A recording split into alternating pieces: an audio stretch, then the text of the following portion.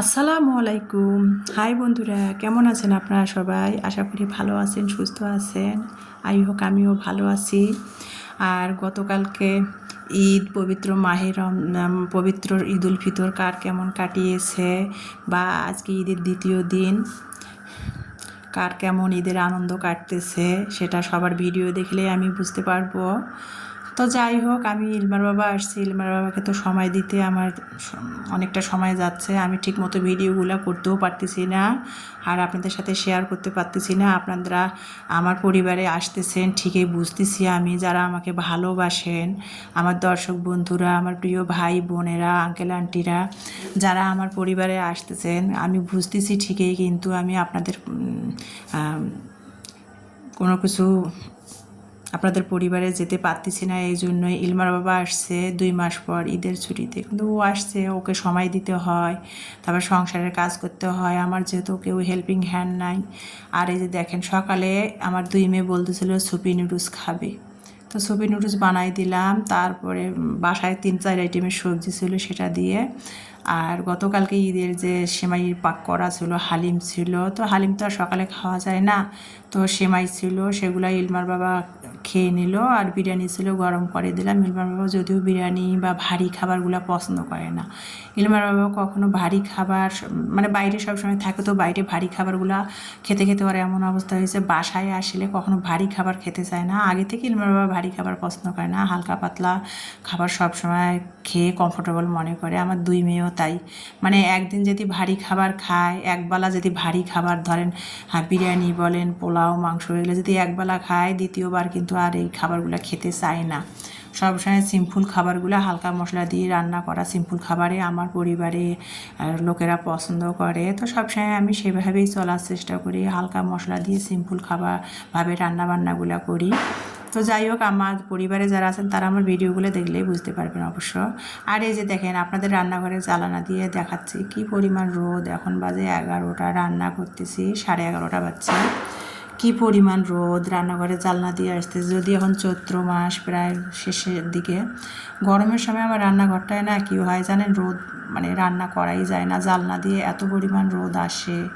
তো পানি পড়ছে, তেনা দিয়ে পা দিয়ে পানিগুলো মুছতেছে, আর আপনাদের সাথে সেটাই শেয়ার করতেছি যে রোদের আলোটা দেখালাম। এদিকে কিন্তু আমি মসুরের ডাল 2 মুঠো নিয়ে ধুয়ে প্রেশার করে সিদ্ধ করে নিলাম। ওই যে সজনি ডাঁটা দিয়ে রান্না করবো, সজনি ডাঁটাটাও অফ ক্যামেরাতে কেড়ে নিয়েছি। ইলমার বাবা আর আমি ফ্যানের বাতাসে বসে বসে গল্প করলাম, আর সজনি ডাঁটাগুলো ছিলে নিলাম। আর সজনি ডাঁটাগুলো কিন্তু বাড়িওয়ালা ভাইরা ঈদের আগের দিন দিয়েছিল। মসুরের ডাল দিয়ে ইলমার বাবা বলছে সজনি ডাঁটা খাবে হালকা পাতলা মশলা দিয়ে। আর যে ঈদের আগে আপনাদের সাথে তো শেয়ার করে দিয়েছিলাম, ইলমার বাবা একটা 2 কেজি ওজনের, 2.5 কেজি ওজনের একটা ডিম পাড়া যে পাকিস্তানি লাল মুরগিটা আছে না, সেটা নিয়ে আসছিলো। তো সেটা খাওয়া হয়েছিল না, সেটা ফ্রিজে রেখে দিয়েছিলাম। তো সেটা বলছিল যে একবারে ভুনা খাবে, আর মসুরের ডাল দিয়ে সজনা ডাঁটা খাবে। তো ইলমার বাবা যেটা খাইতে চাইলো সেটাই খাবে। এবার এই জন্য আর কোনো ভারী খাবার করলাম না, পোলাও, মাংস বা মুরগির রোস্ট এগুলো করতে চেয়েছিলাম, আর করলাম না। ওই যে গতকালকে ঈদের দিনে আর কি বিরিয়ানি রান্না করেছিলাম, মাটন বিরিয়ানি, ওগুলো খাওয়াতে ইলমার বাবা আর ওগুলো বলছে এগুলো আর খাবে না, এগুলো খেতে ভালো লাগে না নাকি।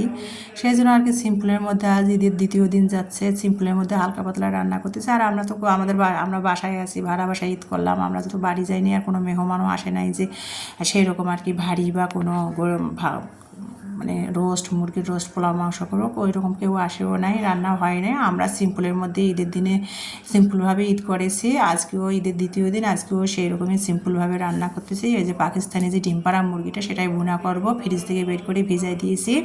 আর এখানে সজনি ডাঁটা দিয়ে আমি আর কি মসুরের ডাল রান্না করতেছি। প্রেশার করে মসুরের ডাল তো আমি সিদ্ধ করে নিলাম, 3টা সিদ্ধ দিলে নামাই নিয়ে সজনি ডাঁটা কিন্তু সব মশলা দিয়ে কষিয়ে নিলাম। সব মশলার মধ্যে কিন্তু কাঁচামরিচ বাটা তো আমি সবসময় তরকারিতে দিই, কাঁচামরিচ বাটা, রসুন বাটা,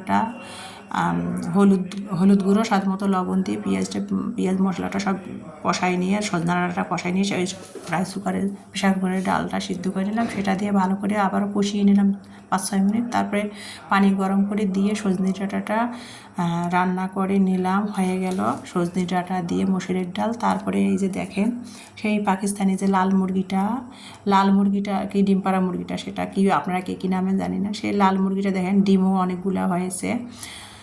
তো সেই লাল মুরগিটা আমি হাতের সব মশলা দিয়ে হাতের সাহায্যে মেখে নিলাম, মানে আমার হাতে বানা সব মশলা, সেই মশলাগুলো দিয়ে মুরগিটা আমি ভালো করে হাতের সাহায্যে কড়াইতে মেখে বসাই দিলাম। কড়াইতে ভালো করে কিন্তু আমি কষিয়ে তারপরে কিন্তু আমি প্রেশার করে সিদ্ধ দেবো।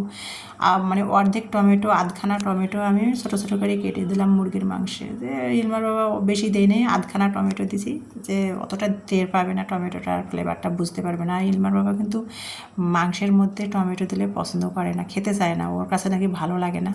তো অল্প একটু দিলাম, যেহেতু লাল মুরগি ভালো লাগবে, বেশি দিয়ে দিলাম না।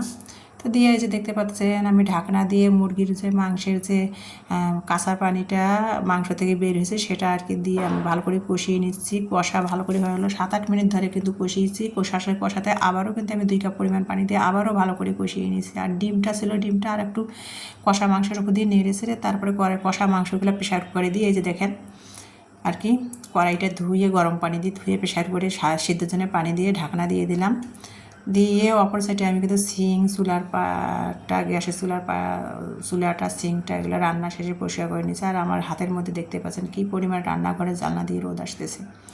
তো চুলায় রান্না হচ্ছে আর অপর সাইডে আমি চুলাটা পরিষ্কার করে নিচ্ছি, সিংটা পরিষ্কার করছি। সাথেকার কাজ সাথে করলে তো ভালো হয়, জমিয়ে রাখি করলে তো কষ্ট হয়, বিশেষ করে যাদের কোনো হেল্পিং হ্যান্ড নেই তাদের তো আরোই কষ্ট। তো যাই হোক আমি পরিষ্কার করে নিচ্ছিলাম। আর এই যে দেখতে পাচ্তেছেন রান্নাঘরে জানলা দিয়ে কী রোদ, সেটাই আর কি। জানালার মধ্যে এখন ছাদের কাজ জানালাই করে, জানালার মধ্যে কাপড় নেড়ে দিলেই কিন্তু শুকিয়ে যায়, ছাদে যাওয়ার লাগে না। যদিও আমি ছাদে খুবই কম যাই, যদি বিছানার বেডশিট কেচে দেই তখন ছাদে নাড়তে যাই। আর এখন তো চৈত্রি মাস, এখন তো ছাদে যাবোই না। চৈত্র মাস, বৈশাখ মাস মানে গরমের সিজন পড়ে গেছে, এখন তো ছাদে যাব না। মানে জানালায় কাপড় দিলে আমার ছাদের কাজ হয়ে যাবে, জানলাতেই কাপড় শুকিয়ে যায়। তো যাই হোক, যেটা বলতেছিলাম, আমার বাসাটা দক্ষিণ পাশে, তো প্রচুর আলো বাতাস আর রোদ আসে, প্রচুর রোদের তাপ। তো যাই হোক, যেটা বলতেছিলাম, এই যে পরিষ্কার করে নিলাম, গুছিয়ে নিলাম। আর আজকের বাইরের ওয়েদারটা একটু রান্নাঘরে জ্বালানা দিয়ে আপনাদের শেয়ার করে দেখানোর চেষ্টা করলাম। এই জন্যে যে কীরকম কী পরিমাণ রোদ আসছে, পুরো 1 মাস রোজা গেল, আল্লাহর কী রহমত ছিল। মানে রোদ থাকলেও কিন্তু বাতাস ছিল আলাদা একটা। আর আজকে কী রকম আপনার রোজা শেষ, ঈদ শেষ, প্রচুর রোদ উঠেছে আমাদের দিনাজপুর বালুবাড়িতে, প্রচুর রোদের এত তাপ, বাসায় থাকাই যাচ্ছে না, তাপ উঠে গেছে। তো রান্না শেষ হয়ে গেল, মুরগির মাংসটা প্রেশার করে সিদ্ধ করে নিলাম ভালো করে, যেহেতু লাল মুরগি সিদ্ধ করে নিলাম। দেখেন কী পরিমাণ ডিম। নামাবার আগে একটু ভাজা জিরার গুঁড়া দিলাম, এই যে ভুনা করেছি। আর সজনা ডাঁটা দিয়ে মসুরের ডাল রান্না করেছি, সেটাই আজকে দুপুরে খাবো। আর শসা, টমেটো, গাজর সালাদ বানাচ্ছি। মানে বলছে যে আম্মু দাও, আমি সালাদ কাটি, তুমি টেবিলে খাবার দাও। তো টেবিলটা সাজিয়ে নিলাম দুপুরের জন্য, এই যে খাবো। তা এই যে সজনি ডাঁটা দিয়ে মসুরের ডাল রান্না করেছি, আর এই যে লাল মুরগিটা ভুনা করেছি, সাথে ডিমগুলা দেখেন কত সুন্দর লাগতেছিল। আর আমরা তো সবসময় সরিষার তেল দিয়ে রান্না করে খাই, সরিষার তেলের রান্না আসলে অসাধারণ হয়। ইমানি বলছিল দাও আম্মু আমি সালাদ কাটি। এই যে ইমানি সালাদ কাটতেছিল সিংয়ের পাশে দাঁড়ায়। আর রান্নাঘরে এত রোদ আসতেছে, পতাটা টেনে দিছে, ভিডিওটা অন্ধকার হয়ে গেছে। তো ইলমার বাবার আর যেহেতু 2:30 বেজে গেছে, আর আজকে যেহেতু ঘুম থেকে উঠছি 10টার দিকে, ইলমার বাবার আর তো আর সইতেছে না, ও ভাত খাবে। তো ইলমার বাবা একাই আর কি রাইস কুকার থেকে ভাত বেড়ে নিচ্ছে। তো এই যে যাই হোক, দুপুরে খাবার দাবার খেয়ে বিকালে 5টার দিকে বের হয়েছিলাম একটু। ইলমার বাবা যেহেতু চলে যাবে শুক্রবারের দিন, টিকিট কাটতে দিনাজপুর কালীতলাতে গিয়েছিলাম। তো 1700 টাকা, সবসময় ইলমার বাবা বরিশালে যায়, টিকিট কাটে 1200 টাকা করে। ঈদ বাজারে 1700 টাকা টিকিট লাগিয়েছে এখন দাম। তো টিকিট কাটে তারপরে ইলমার বাবা, আমি সবাই আমার বাসার সামনে একটা রেস্টুরেন্ট ছিল, সেখানে ঢুকে পড়লাম। এটা নতুন বানিয়েছে কফি শপটা, কখনো যায়নি। তো এখানে ঢুকলাম, মানে শীটটা দেখতেছিল কী কী খাবারের মেনু আছে, রেট কোন খাবারের রেট কত। তো সেটা দেখতেছিলাম আর আপনাদের সাথে শেয়ার করে দিলাম। এটা যদি আমার বাসার পাশে, সেখানে হালকা পাতলা কিছু খেয়েই তারপরে বাসায় চলে আসব। তো আমার ভালো লাগাগুলো তো সব আপনাদের সাথে ভিডিওতে শেয়ার করে দেয়, তার ব্যতিক্রম আজকে কোনোটাই না। তো এই যে সবার ঈদ কেমন কাটলো, গতকালকে যে পবিত্র ঈদুল ফিতর গেল, আজকে ঈদের দ্বিতীয় দিন। সবার ভিডিও আমি সময় করে দেখলেই বুঝতে পারবো। আর প্লিজ বন্ধুরা, আমার ভিডিওগুলো আপনারা দেখবেন, আমিও আপনাদের পরিবারে চলে যাব সময় সুযোগ করে। যেহেতু এখন আপনাদের ভিডিওগুলো একেবারে খুব ততটাও দেখতে পাচ্ছি না, 1-2টা করে আপনাদের পরিবারে যাচ্ছি, দেখতেছি। ইলমার বাবা চলে গেলে কন্টিনিউ আপনাদের ভিডিওগুলো আমি দেখব, ততদিনে আপনারা আমার পাশে থাকবেন। তো এই যে বাড়ির সামনে ঈদের যে সাজাইছে, সেটাই আর কি ইলমার বাবা আমি হাঁটতেছিলাম, আমার মেয়ে আর কি ভিডিও করতেছিলাম। মাগরিব তো এখন হয়ে গেছে, জুমায় আজান দিচ্ছে, তো সেটাই আর কি আপনাদের সাথে মাগরিবের দৃশ্যটা ঈদের শেয়ার করতেছিলাম। তো সবার সুস্বাস্থ্য কামনা রেখে আজকে এখানেই বিদায় নিচ্ছি। আল্লাহ হাফেজ।